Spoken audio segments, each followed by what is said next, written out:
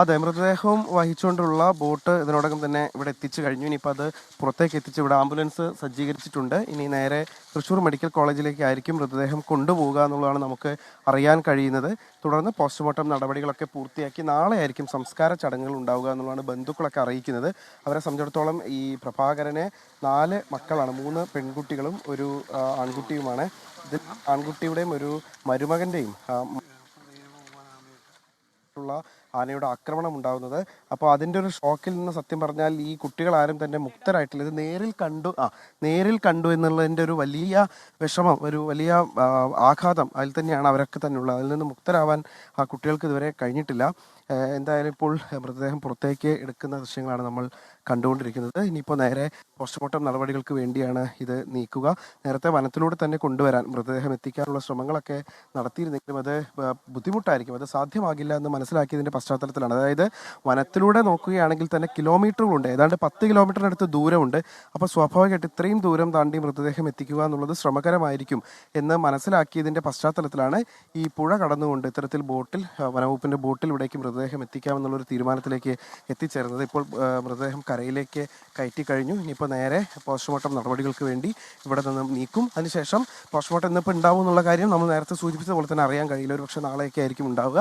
അപ്പോൾ അതിനുശേഷമായിരിക്കും ഇദ്ദേഹത്തിൻ്റെ ഊരിലേക്ക് മൃതദേഹം എത്തിക്കുകയും സംസ്കാര ചടങ്ങുകളൊക്കെ നാളെ മാത്രമേ ഉണ്ടാകൂ എന്നുള്ളതാണ് ഈ അവിടുത്തെ ഊരുമൂപ്പനടക്കം അറിയിക്കുന്ന ഒരു കാര്യം. എന്തായാലും അതിദാരുണമായിട്ടുള്ളൊരു സംഭവത്തിന് തന്നെയാണ് സംസ്ഥാനത്ത് തുടർച്ചയായി കാട്ടാനക്കലി ഇങ്ങനെ ഉണ്ടായിക്കൊണ്ടിരിക്കുന്നു. ആളുകൾക്ക് ജീവൻ നഷ്ടമായിക്കൊണ്ടിരിക്കുന്നു. അതിൻ്റെ വേദനകൾ, അതിൻ്റെ ആശങ്ക, അതൊക്കെ നിലനിൽക്കുന്ന സാഹചര്യത്തിലാണ് ഒരു ആദിവാസി വൃദ്ധന് കൂടി ജീവൻ നഷ്ടമാകുന്നൊരു സാഹചര്യം ഉണ്ടാകും. അതും അങ്ങേയറ്റം വേദനാജനകമായിട്ടുള്ളൊരു സാഹചര്യത്തിൽ കൂടിയാണ് അത് എന്നുള്ളതാണ് നമ്മൾ ഓർക്കേണ്ടത്. സ്വന്തം മകൻ്റെയും മരുമകൻ്റെയും ഒക്കെ കൺമുന്നിൽ വെച്ചുകൊണ്ടാണ് അദ്ദേഹത്തിൻ്റെ ജീവൻ നഷ്ടമായിട്ടുള്ളത് എന്നുള്ളതാണ് നമ്മൾ കാണേണ്ട ഒരു പ്രധാനപ്പെട്ട കാര്യം. എന്തായാലും ഇപ്പോൾ സംസ്കാരം നാളെയല്ലേ ഉണ്ടാവുള്ളൂ അല്ലേ? നാളെ ഉണ്ടാവുള്ളൂ. പോസ്റ്റ്മോർട്ടം സംബന്ധിച്ച് ഇൻക്വസ്റ്റൊക്കെ തയ്യാറാക്കണം. അപ്പോൾ അത് കഴിഞ്ഞിട്ട് പോസ്റ്റ്മോർട്ടം കഴിഞ്ഞിട്ട് നാളെ നമുക്ക് ബോഡി മറവ് ചെയ്യാനായിട്ട് കിട്ടുള്ളൂ എന്നാണ് അറിയുന്നത്. അത് എത്രയും വേഗത്തിലാക്കാനുള്ള നടപടികൾ സ്വീകരിക്കുന്നുണ്ട്. എത്രയും പെട്ടെന്ന് എല്ലാവരും സ്പോട്ടിൽ വന്നിട്ടുണ്ടായിരുന്നു. സബ് കളക്ടറൊക്കെ വന്നിട്ടുണ്ടായിരുന്നല്ലോ. അപ്പം മൃതദേഹം ഇവിടെ നിന്ന് കൊണ്ടുപോവുകയാണ്. ഇനിയിപ്പോൾ നേരെ തൃശ്ശൂർ മെഡിക്കൽ കോളേജിലേക്കായിരിക്കും മൃതദേഹം കൊണ്ടുപോകുന്നത് എന്നുള്ളതാണ് നമുക്ക് മനസ്സിലാക്കാൻ കഴിയുന്നത്. എന്തായാലും പ്രഭാകരൻ്റെ മൃതദേഹം അദ്ദേഹം മരിച്ച് ഇത്രയും മണിക്കൂറുകൾ കഴിഞ്ഞിട്ടാണ് പുറത്തേക്ക് തന്നെ എത്തിക്കാൻ കഴിഞ്ഞത്. വനത്തിനുള്ളിൽ വെച്ചുണ്ടായ ആക്രമണമാണ്. ഇത്രയും സമയമെടുത്താണ് അത് വനത്തിലൂടെ തന്നെ പുറത്തേക്ക് എത്തിക്കണമെങ്കിൽ ഒരുപാട് സമയമെടുക്കും. ഇപ്പോഴത് പുഴ മുറിച്ചു കടന്നാണ് പോസ്റ്റ്മോർട്ടം നടപടികൾക്കായി ആശുപത്രിയിൽ എത്തിച്ചിരിക്കുന്നത്.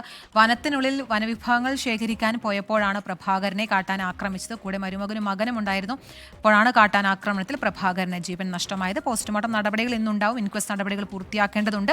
അതിനുശേഷം സംസ്കാരം നാളെയാണ് ഉണ്ടാവുക എന്നാണ് ഇപ്പോൾ നിഖിൽ പ്രമേഷ് നമ്മളോട് പങ്കുവെച്ച വിവരങ്ങൾ.